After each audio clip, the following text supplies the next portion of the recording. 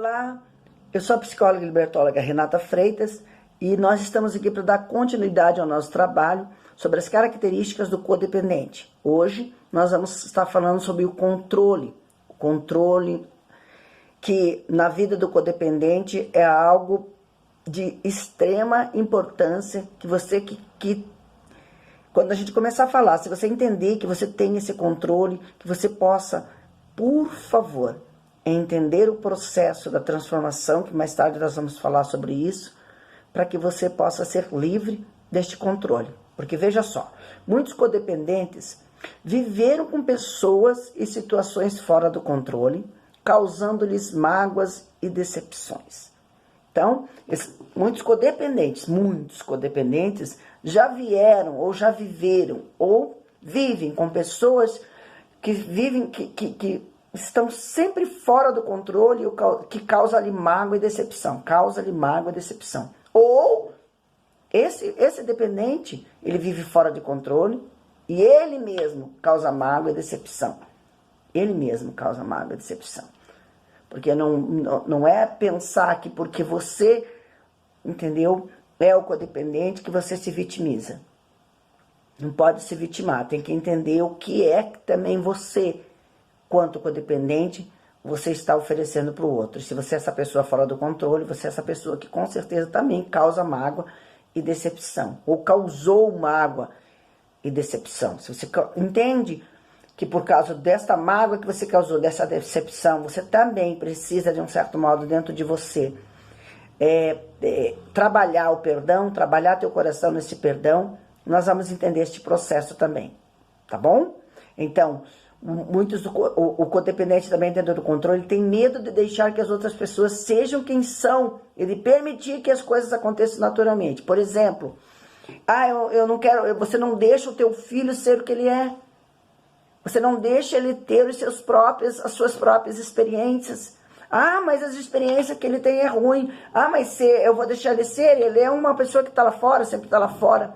Mas você tem que se permitir que as coisas aconteçam naturalmente. Você tem que se permitir que essa pessoa existe da maneira em que ela quer existir, da maneira em que ela quer viver. Você não pode trazer este controle sobre esta vida. Você não pode controlar o teu filho. Você não pode controlar a existência dele. Você não pode controlar os sentimentos dele. Você precisa entender que este controle vai fazer muito mal para você e vai lhe causar muitas mágoas. Se você tenta controlar uma outra pessoa e não deixa as coisas acontecer naturalmente, evidentemente que você não vai só causar mágoa nesse filho ou nesse esposo, mas também vai estar causando em você. Você pensa que controlar os acontecimentos e as pessoas através de impotência, controlar os acontecimentos e as pessoas através de impotência, culpa, coerção, ameaças, aconselhamento e manipulação, domínio. Então eu não posso controlar, não posso, entender que essa pessoa é impotente. Você pode entender que você é impotente para salvá-la, para transformá-la. Tá? Culpa, por que culpa? Culpa do quê? Mas eu sou culpada de ter criado ele assim. Calma. Lança para trás de você essa situação. Porque você não tem culpa. Você só entenderá se você tem culpa, se você, de um certo modo, ofereceu isso ao seu filho quando ele era criança. Aí existe uma parcela de culpa. Nós vamos entender o parcelamento de culpa em cima disso também num outro momento. Mas agora que eu estou falando sobre a característica. Certo? Você muitas vezes entra com coerção, ameaçando esse filho, aconselhando do teu jeito, do teu modo, achando que as tuas opiniões é que valem. Aí você manipula, você domina. Isso tudo é controle. De repente, aí não dá certo do teu jeito, você acaba se irando, você acaba se frustrando. Você acaba, ficando decepcionado. Aí você se vê controlado pela situação. E ao mesmo tempo controlado pela situação, você quer voltar a controlar. Gente, é uma mistura de emoções dentro, deste sentimento, dentro dessa mente, desta alma. E muitas vezes isso é muito complicado e precisa ser sarado. precisa ser tratado. Então nós falamos aqui sobre esse controle que muitos codependentes têm. E agora outra característica é a negação. A negação. O codependente tende a ignorar ou fingir que os problemas não estão acontecendo. Então o filho está... A vida, né, está virada, não é só que aquilo, mas eu finjo que não está acontecendo nada. Eu fico tamponando, fico tapando o sol com a peneira, tentando tapar o sol com a peneira. Finge que as situações não são tão más como realmente são. As coisas estão afundando, não é bem assim, não é dessa forma. Então, fica cegando-se, cega-se às situações da realidade. Então você nega a existência dos problemas, você nega a existência de que teu filho precisa de ajuda, teu esposo precisa de ajuda, você nega a existência de que você precisa de ajuda. Você precisa de ajuda, você nega que muitas vezes você está passando mal, você nega que você está decepcionada, descontrolado, você nega que você está magoada, você nega, sabe, e começa a culpar o mundo pela situação em que você está, pela negação. A negação é uma muralha que se coloca-se entre a verdade, a verdade e a realidade. Então nós temos que quebrar essa muralha. Daí eu fico dizendo, né, a negação a gente fica dizendo pra gente mesmo, não, amanhã as coisas vão melhorar e as coisas não melhoram. Quantos anos faz que está falando que as coisas vão melhorar e nunca melhoram? Aí acaba ficando confuso, acaba ficando deprimido, acaba ficando doente, acaba, sabe, ocupando a tua mente. Não vamos pensar nisso. Mas não consegue, sempre vai voltar essa estaca. Sempre vai voltar essa estaca. Sempre. E é necessário entender, é necessário compreender e aceitar, não negar a existência dos problemas. Porque a negação leva-nos a centralizar você centraliza a sua vida ao redor de outras pessoas. Então, tá todo mundo, mas você é o centro da situação. Tem muita gente passando pelos mesmos problemas, mesma situação, e de repente você se centraliza, se vitimiza, negando a existência da realidade, e de repente você se sente humilhada, você se sente, sabe, roubada, porque nega a existência de um problema que é real na tua vida. É real que você tem que muitas vezes soltar, é real que muitas vezes você tem que largar, é real que muitas vezes aquela pessoa está afundada e ela não quer sair. É real. É real que muitas vezes você precisa de ajuda, você está doente, você está deprimida. Olhe para si. Por quê? Porque a negação faz com que você procure relacionamentos que lhe forneçam todas as suas boas emoções. Então, acaba-se você então vendo e se relacionando com pessoas que ficam também passando a mão nas suas emoções. Sabe, tampando as suas emoções. E daí você acaba não se tratando, e esse relacionamento também acaba sendo um relacionamento de muito conflito. Porque uma pessoa que está dentro dela negando a existência da realidade, neste relacionamento ela também vai negar a existência da realidade. Aí acabam perdendo interesse pela sua própria vida. Aí temem que as outras pessoas venham deixá-lo, então temem que o esposo vai deixar, que as pessoas que estão em volta vai deixar. Mas ela mesma busca uma certa firmeza em relação à realidade da sua vida. Eles acreditam que não podem tomar conta de si mesmo. Nega a sua existência, o seu valor. Começa a negar a mulher que você é. Começa a negar a força que você tem. Começa a negar a existência, sabe? De você ser absoluta, de você ter uma identidade. Então acaba negando tudo isso. E acaba tolerando abuso de pessoas. Acaba tolerando os abusos do seu filho, acaba tolerando os abusos desse codependente de uma forma a ficar disfuncional. Disfuncional. Aí, sabe, tolera para que as pessoas te aceitem, tolera para que as pessoas te amem, tolera para que esse filho não te deixe, para que esse filho não vá embora, para que esse filho pensa que você tolerando tudo isso, teu filho vai parar de se relacionar com as drogas, seu filho vai parar de se relacionar com o álcool. E o que acontece? Verem muitas vezes que não passa um tempo, não funcionou, mas mesmo assim nego a existência desse não funcionamento. Aí duvida que até um dia vai encontrar amor. Será que um dia alguém vai me amar? Será que um dia alguém vai me aceitar? Uma outra característica, esta é a negação. Uma outra característica é a falta de comunicação. O codependente, frequentemente, ele culpa, ele ameaça, ele coage, ele implora, ele suborna, ele dá conselhos, ele diz assim, ó, não diz o que quer, ele não diz o que quer, ele não quer dizer o que diz, não sabe o que quer dizer, não leva a sério. Acha que as outras pessoas não o levam a sério, leva-se a sério demais, pede o que quer ou necessita indiretamente, suspirando, por exemplo. Ai, ai, ai, preciso. Ai, ai, eu quero. Acha difícil chegar direto ao ponto principal, falar da situação. Existe um sentimento de fuga, né? Eu não posso falar da situação. Por quê? Ela não consegue se comunicar. A falta de comunicação pode fazer você ficar muito sufocada, muito angustiada. Tirar as coisas que estão dentro. E para isso você precisa se comunicar, para isso você precisa falar. Mas na maioria das vezes o codependente, o que ele tem? Culpa dentro dele, então ele não fala nada, porque ele tem culpa. E tem medo que essa culpa venha a reagir em violência sobre si mesmo. O codependente, muitas vezes, pela falta de comunicação, sabe? Ele ameaça, não sabe conversar, ele coage, ele implora. Não sabe conversar, não sabe colocar o seu filho e dizer, venha cá, vamos conversar. Desculpe. E muitas vezes, sabe, é necessário parar e conversar, ter uma comunicação positiva, onde você vai explicar as situações, onde você vai falar do que sente, onde você vai ouvir também.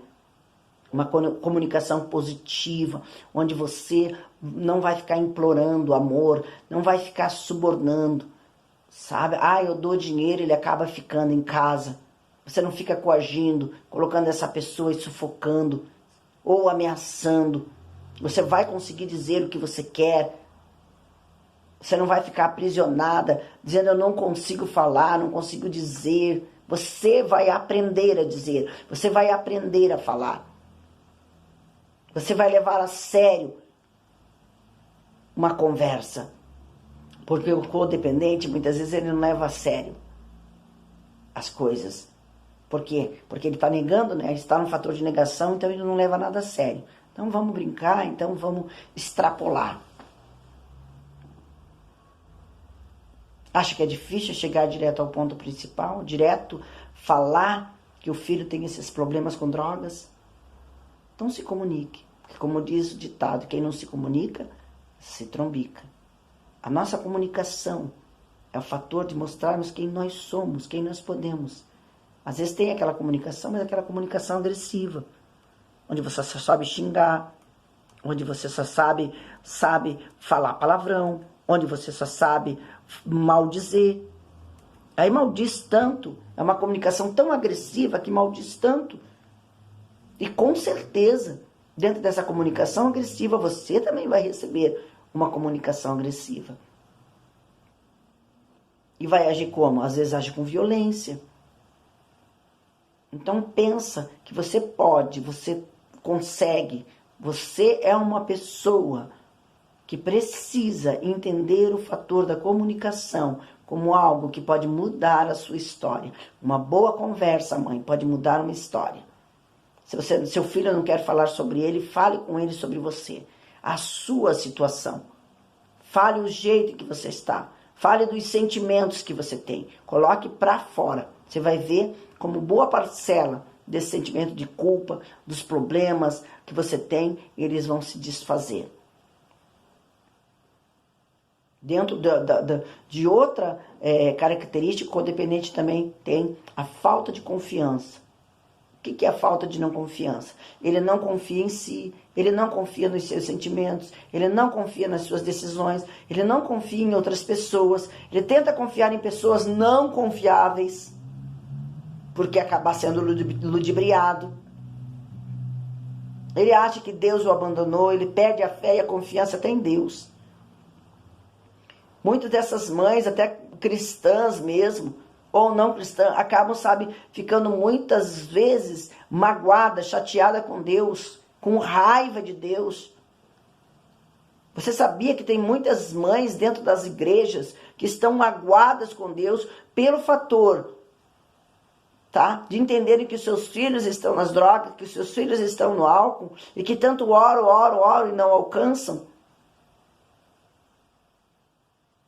E daí não confiam mais em Deus, não confiam, não têm fé mais para buscar por si, e acabam desfalecendo no meio do caminho, acabam ficando doentes no meio do caminho, opressivas, depressivas, porque acabam, sabe, lançando toda a sua fé em cima daquele filho, porque é o que elas querem, e não pensam naquilo que Deus quer. Nós temos que parar para entender, Deus o quer libertar, Deus o quer salvar, Deus o quer transformar. É por isso que hoje nós trabalhamos a mãe em si, por si própria. Por quê? Porque a falta de confiança vai gerar o quê? Vai gerar um descontrole dentro das suas emoções, que ela vai se perder dentro dela. E perdida dentro dela, acaba não confiando na sua própria capacidade. Acaba, sabe, não confiando na sua capacidade, não confiando na mulher que é, não confiando na mãe que é, não confiando na esposa que é, não confiando no Deus que serve. Acaba vivendo um total desequilíbrio. Então pense na falta de confiança, você que tem essas situações e que essa característica da falta da confiança é muito grave. Muito grave. Não perca a confiança em Deus. Faça como Ana, entrega seu filho, deixa Deus operar, deixa Deus realizar. Porque é Ele que vai fazer esta obra acontecer. Uma outra característica é a raiva. Uma raiva, muitos codependentes sentem-se muito medrosos, magoados e raivosos. Eles têm medo de expor o que eles são, têm medo muitas vezes de falar dos seus problemas para os outros, têm medo de falar que os filhos têm problemas, têm medo de falar que a sua casa está com problema, têm medo de falar que a sua família está com problema. São magoados consigo mesmo, porque não dão conta de salvar esse filho e se magoam, porque acham que tem como obrigação de transformar a vida desse filho, como obrigação, sabe, de levar esse filho nas costas. Você não tem obrigação de nada. Você não é obrigada. Aí ficam magoadas. E esta mágoa vai se transformando em raiva. E essa raiva vai transtornando o comportamento. A ponto dessa pessoa ficar totalmente seca dentro de si.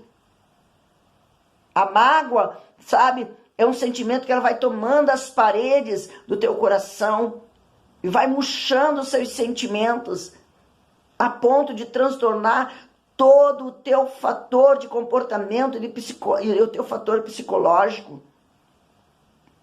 Aí você acaba, sabe, desencadeando medos, ansiedade, síndromes. Tem muitas mães que estão com síndrome do pânico, que desencadeiam um medo desordenado, um medo, sabe, exagerado.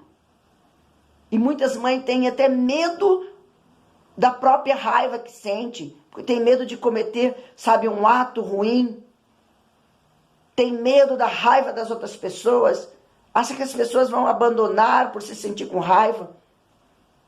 Sente-se controlado pela raiva das outras pessoas, sente-se controlado pela raiva do filho, fica controlado, fica, sabe, acuado, fica rebaixado pela raiva do filho, pela raiva do marido, com medo que essas pessoas possam bater. Tem muitas mães que têm medo dos filhos, mãe que tem medo dos filhos, tem tanta raiva dentro delas, mas mesmo assim elas ficam sobre a forma do controle da raiva desses filhos, onde os filhos a ameaçam, onde os filhos, sabe, a coagem. E daí essa mãe começa, sabe, a reprimir seus sentimentos. Ela também sente raiva, mas ela fica reprimindo a raiva. Imagina uma pessoa reprimida a raiva. As dores que ela não vai sentir no seu corpo. As dores que ela não vai sentir nos seus ossos. As dores que ela não vai sentir nas suas pernas. Chora muito, fica deprimido. Às vezes come demais e ficam até doentes. Doentes. E dentro dessa raiva, muitas vezes tem mães que elas se tornam pessoas más, sórdidas.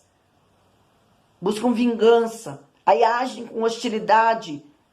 Tem explosões de temperamento. Muitas vezes o temperamento, sabe, é melancólico, ela se reprime, se deprime muito mais pelo seu melancolismo.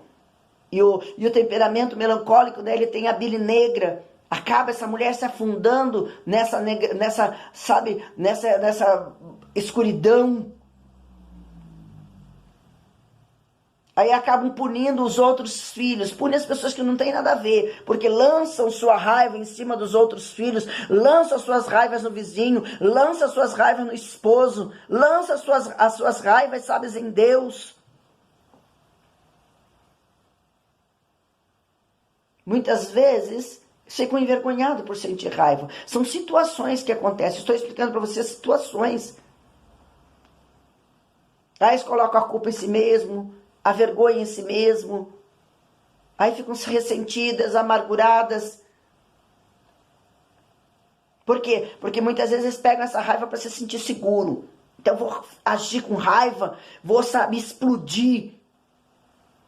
Aí eu vou me sentir no controle das coisas. E outras vezes, imagino que não terão raiva de nada. São características da raiva. São raivosas. Muitos codependentes dessa forma. Outra característica que nós vamos falar são os problemas sexuais. Como um codependente ele age dentro dos problemas sexuais, as características desse codependente dentro da ação sexual. Olha, eles muitas vezes são controladores, controlam tudo o que se passa no quarto.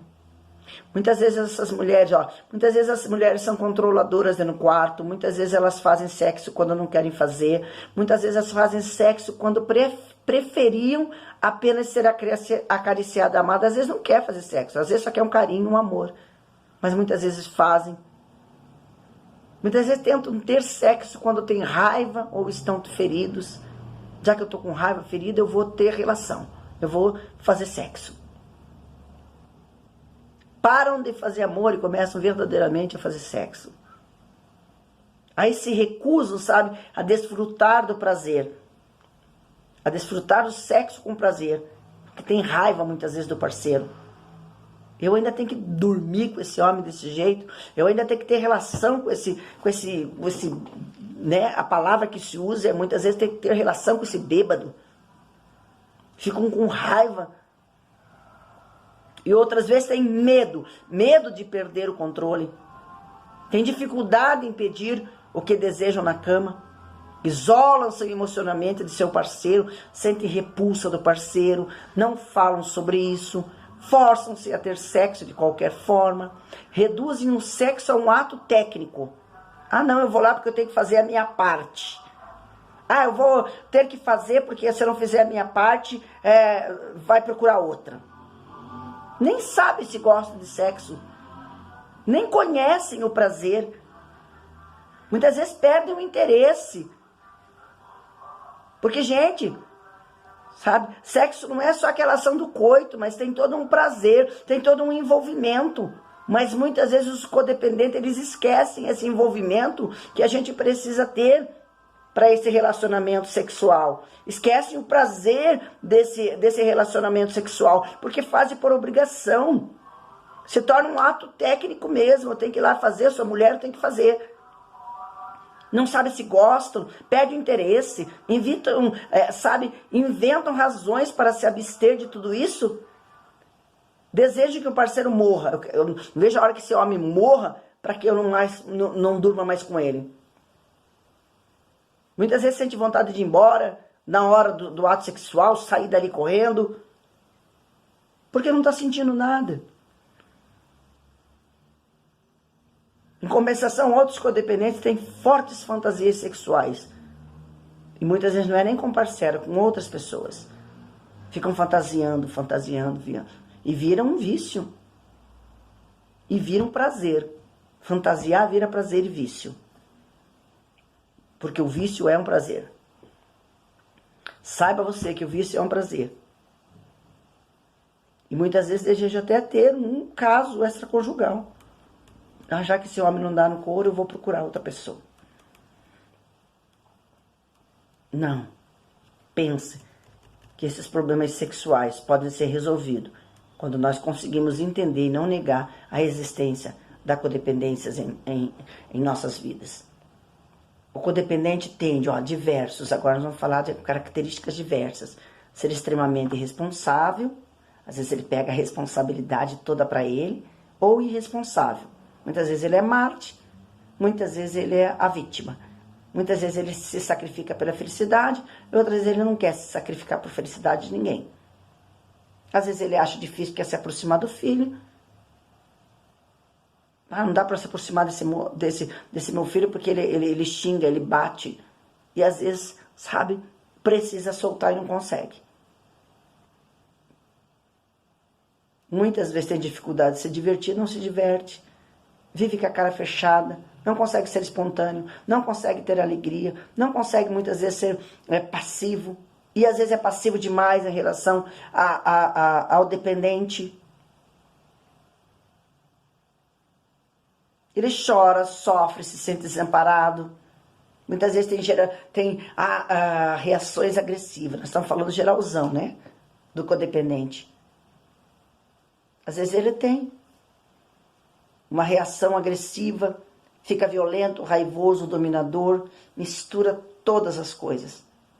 Mistura as reações passivas com as agressivas, vacila nas suas decisões, nas suas emoções, às vezes quer rir, às vezes quer chorar, às vezes é leal, às vezes tem uma compulsão à deslealdade. Mesmo quando está ferido, muitas vezes ele quer procurar uma pessoa que lhe dê acolhimento dentro dos próprios sentimentos ruins que tem. Às vezes tem vergonha, às vezes não tem. Sente vergonha da família porque tem um filho adicto, porque tem um filho nas drogas. Sente vergonha, das suas amigas porque tem um marido alcoólatra. Ou às vezes não tem vergonha. Tudo veja como as emoções do codependente muitas vezes são desorganizadas dentro dele. Muitas vezes ele tenta encobertar todo o engano, fica confuso, mente, oculta o problema, não quer procurar ajuda.